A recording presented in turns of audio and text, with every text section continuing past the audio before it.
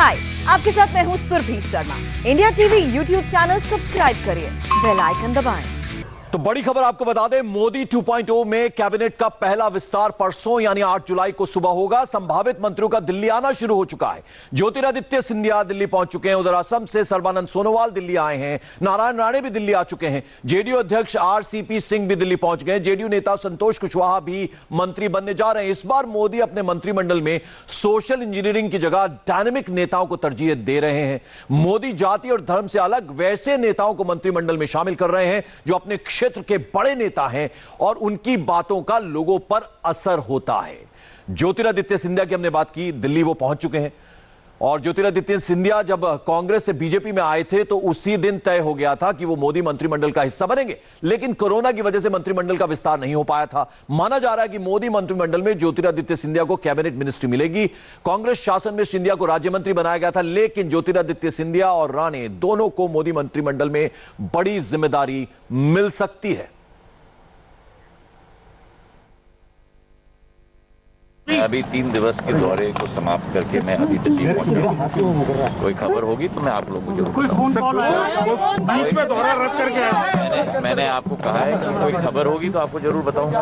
अभी दौरा समाप्त करके मैं आया हूं। मैं श्रद्धांजलि देने के लिए और सांत्वना देने के लिए मालवा के 6 जिलों का दौरा समाप्त किया है। मैंने समाप्त करके मैं दिल्ली वापस आया। तो खबर होगी मैं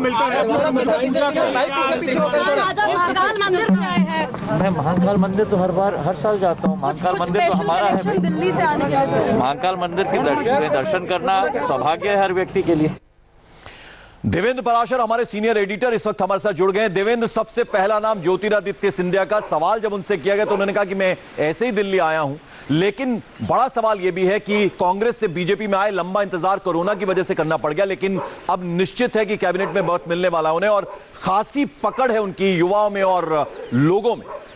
पंकज, 2 चीज़ बताऊँ। एक तो जो वो नहीं बोल रहे हैं उसकी वजह यह है कि बीजेपी के राष्ट्रीय संगठन महामंत्री बी एल संतोष का जब इन नेताओं को फ़ोन जा रहा है तो उस फ़ोन में ये कहा जा रहा है कि आप दिल्ली पहुंचिए और बीजेपी के राष्ट्रीय अध्यक्ष से आपको मुलाकात करनी है। और साथ ही साथ ये हिदायत दी जाती है कि इस सूचना को आपको सार्वजनिक नहीं करनी है। और ये भी नहीं बताया जाता है कि क्योंकि आपको दिल्ली इसलिए बुलाया जा रहा है क्योंकि आपको मंत्री पद दिया जा रहा है, ये नहीं बताया जा रहा है। लेकिन इसका सीधा मतलब है कि बी एल संतोष जिसको भी कॉल कर रहे हैं वो किस चीज़ के लिए कर रहे हैं। और दूसरी चीज़ कि ओवरऑल मंत्रिमंडल विस्तार के दर्शन की बात करें तो एक टॉप सोर्स से हमें इस बात की जानकारी दी है जिसमें 5-6 प्रमुख बिंदु उन्होंने बताए हैं जो गाइडिंग प्रिंसिपल होगा नरेंद्र मोदी सरकार के इस मंत्रिमंडल विस्तार का। उसमें पहली चीज़ ये कि ऐसे व्यक्तियों को प्रमुखता दी जाएगी जिनको शासन और व्यवस्था का पहले से अनुभव हो, या केंद्र में जैसे कोई अनुभव हो, या फिर राज्य सरकार के अंतर्गत अनुभव हो, या फिर वो प्रोफेशनल्स हों जैसे चार्टर्ड अकाउंटेंट, बैंकर्स, इस तरह की चीज़ें जिनके पास शासन और व्यवस्था का किसी न किसी रूप में अनुभव हो। दूसरी चीज़ कि पिछड़े वर्ग को और ज़्यादा महत्व दिया जाएगा।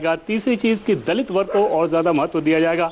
चौथी चीज़ कि महिलाओं का प्रतिनिधित्व बढ़ाया जाएगा। 5वीं चीज़ जो मुझे बताएगी उसमें यह कि क्षेत्रीय संतुलन साधने की पूरी कोशिश रहेगी योग्यता को ध्यान में रखते हुए, और छोटी से छोटी जाति का भी कोई व्यक्ति हो। देवेंद्र, जरा 30 सेकंड में ज्योतिरादित्य सिंधिया के बारे में बता दीजिए, फिर मैं अगले जो शख्स है उनका जिक्र करना चाहूँगा।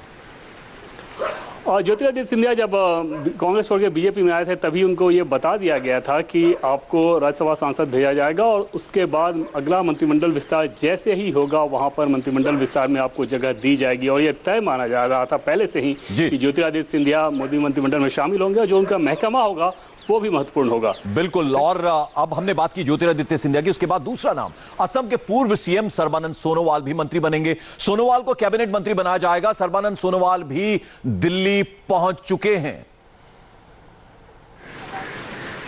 देवेंद्र पराशर हमारे साथ लगातार बने। देवेंद्र सीएम थे और बहुत ही हंसते हंसते हमने देखा था वो ओथ सेरेमनी जब हुई थी, हेमंत बिस्वा शर्मा को उन्होंने कमान सौंपी थी और दिल्ली वो आएंगे और मंत्री पद मिलेगा, ये पहले से तय माना जा रहा था।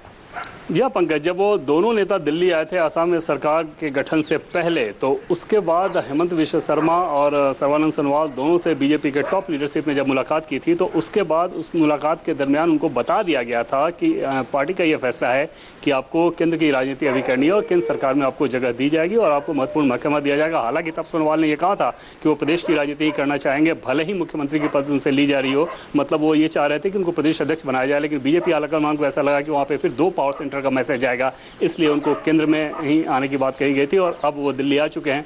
जाहिर तौर पर मंत्रिमंडल विस्तार में वो एक प्रमुख चेहरा होंगे।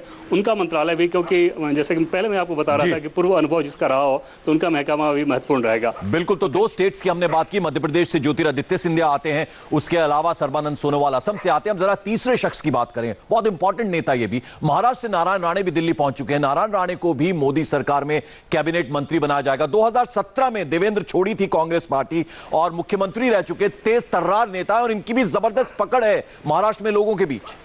यह पंकज, और अमित शाह से जब उनकी मुलाकात हुई थी तो उन्होंने अपनी पार्टी का बीजेपी में विलय कर दिया था और तभी यह समझ में आ रहा था कि बीजेपी आगे इनको अच्छे तरीके से इस्तेमाल करेगी। कोंकण क्षेत्र में उनका बहुत जनाधार है, मराठा नेता हैं। मराठा रिजर्वेशन की जिस कमेटी ने सिफारिश की थी उस कमेटी के अध्यक्ष हुआ करते थे और अभी के समय में मराठा रिजर्वेशन का, मराठा मसला कितना महत्वपूर्ण है, इस रिजर्वेशन का मसला आप समझ सकते हैं। अगले साल वहाँ BMC चुनाव भी होना है, तो कुल मिलाकर नारायण राणे की उपयोगिता बीजेपी हर तरीके से देख रही थी। हाँ, शिवसेना से लेकर जो उनकी अदावत रहती है वो उसका अलग पहलू रहता है कि मुंबई में बैठ कर ये शिवसेना उद्धव ठाकरे पर निशाना साधते हैं। हालांकि बाला साहब के दौर में ये बहुत करीबी हुआ करते थे बाला साहब के। देवेंद्र, जरा टॉप सोर्सेज के हवाले से क्या खबर आ रही है अंदर की, जरा वो भी बताइए। और जो दर्शन मैंने आपको बताया वो टॉप सोर्स से ही वो दर्शन हमें मिला है कि आखिर मंत्रिमंडल विस्तार का ये जो फैसला हो रहा है, इस फैसले के पीछे किस फिलॉसफी के तहत ये चयन किया जाएगा, क्योंकि स्पेसिफिक नाम तो नहीं बताया जा रहा था। जाहिर तौर पर सेक्रेसी रहती है और नरेंद्र मोदी सरकार की अगर आप बात करें तो वहाँ पर सेक्रेसी बाकी सरकारों की तुलना में कुछ ज़्यादा ही रहती है। आमतौर पर केंद्रीय कैबिनेट मंत्रियों को पहले की सरकारों में ये पता रहता था कि सरकार क्या कुछ करने वाली है, अभी वैसी स्थिति बिल्कुल नहीं है। मुश्किल 2 से 3 लोग ऐसे हैं, 3 लोग से ज़्यादा शायद ही अभी कोई हो जो कि जिनके पास पूरी जानकारी हो। PM मोदी की बात कर लें, गृहमंत्री अमित शाह और राष्ट्रीय अध्यक्ष JP नड्डा की बात कर लें, इसके अलावा संगठन की अगर आप बात करेंगे तो संगठन महामंत्री BL संतोष, इसके अलावा किसी को नहीं पता। हाँ, इतना ज़रूर है कि एक टॉप सोर्स ने हमें वो फिलॉसफी बताया था कि आखिर किस फिलॉसफी का रिफ्लेक्शन दिखेगा जब मंत्रिमंडल विस्तार होगा, जिन नामों का चयन किया जाएगा, जो लोग ओथ लेंगे या जिन्हें हटाया जाएगा, इन सारी चीजों को लेकर एक फिलॉसफी हमें बताई गई थी। क्या देवेंद्र 25 OBC समुदाय से मंत्री होंगे, ये भी कहीं ना कहीं तय हुआ है? नंबर्स की बात नहीं, लेकिन जैसा कि पहले मैं आपको पंकज बता रहा था कि पिछड़े वर्ग के मंत्री सबसे ज़्यादा होंगे। एक तरह से कहा जा सकेगा कि ये जो मंत्रिमंडल है नरेंद्र मोदी सरकार का, पिछड़ा वर्ग के प्रतिनिधित्व के हिसाब से ऐतिहासिक है। और यही बात शेड्यूल कास्ट के बारे में भी बताई जा रही है, यही बात महिलाओं के प्रतिनिधित्व बढ़ाने को लेकर भी बताई जाएगी, या युवाओं के लिहाज से जो एवरेज उम्र होगी इस मंत्रिमंडल विस्तार के बाद अपेक्षाकृत कम होगी पहले की तुलना में। ये सारी चीज़ें बताई गई है। और नंबर्स की जो बात आप कर रहे हैं, जैसा कि पहले मैंने आपको बताया था कि स्पेसिफिक नंबर नहीं बताया गया था, लेकिन ये ज़रूर कहा गया कि ये सरकार पिछड़ा वर्ग को प्रतिनिधित्व देने के लिहाज से अभी तक के समय में सबसे ज़्यादा प्रतिनिधित्व देने वाली सरकार रहेगी।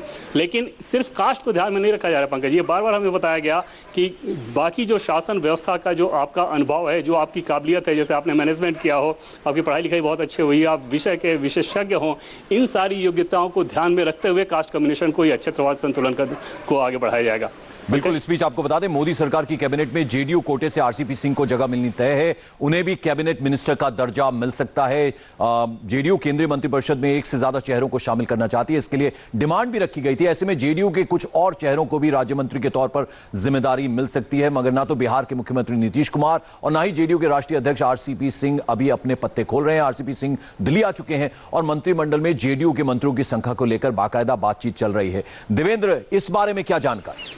आज रात में इस पर मुहर लग जाएगी और JDU की पूरी कोशिश है कि जो डिमांड कर रहे हैं वो मिल जाए। हालांकि बीजेपी के जो सोर्सेज हैं वो हमें बता रहे हैं कि ये डिमांड पूरी करना संभव नहीं दिख रहा, और वैसी स्थिति में एक कैबिनेट मंत्री से ही JDU को संतोष करना होगा, ये अभी तक बताया जा रहा है। हालांकि ये बताया गया हमें कि आज रात में आखिरी फैसला होगा कि आखिर JDU को इस मंत्रिमंडल विस्तार में कितनी जगह दी जा रही है। लेकिन इतना तय है कि JDU मंत्रिमंडल में शामिल होगी और वहाँ पर देखना ये दिलचस्प रहेगा कि नीतीश कुमार, जो कि सोशल इंजीनियरिंग और कास्ट बैलेंसिंग में बहुत ज़्यादा यकीन करते हैं, आखिर इसमें किन लोगों को वो आगे करते हैं। अगर जरा 30 सेकंड्स में ये भी बताइए देवेंद्र की बंगाल से भी रिप्रेजेंटेशन होने वाला है इस बार? जी हाँ, बिल्कुल। उसमें एक नाम तो लगभग तय मानिए शांतनु ठाकुर का, जो कि मधुआ संप्रदाय के आते हैं, और 2024 के लिहाज से आप अंदाजा लगा सकते हैं कि इस संप्रदाय का प्रतिनिधित्व मिलना कितना बीजेपी उस रणनीतिक तौर पे फायदेमंद मानेगी। बांग्लादेश भी वो गए थे PM मोदी के साथ, और शांतनु ठाकुर का अपने क्षेत्र में बहुत ज़्यादा प्रभाव है, ठाकुरबाड़ी इलाके के वो हैं, तो उस लिहाज से वो एक नाम तय है। दूसरे नाम को लेकर अभी क्लैरिटी नहीं थी निश्चित प्रमाणी को लेकर। चलिए देवेंद्र पराशर, आप नजर बनाए रखिए, बहुत बहुत शुक्रिया इस अपडेट, इस जानकारी के लिए आपका। फिलहाल हाय, आई एम सुरभि शर्मा। खबरों से अपडेट रहने के लिए India TV YouTube channel subscribe करिए, साथ में बेल आइकन जरूर दबाएं। जुड़े रहें इंडिया टीवी के साथ।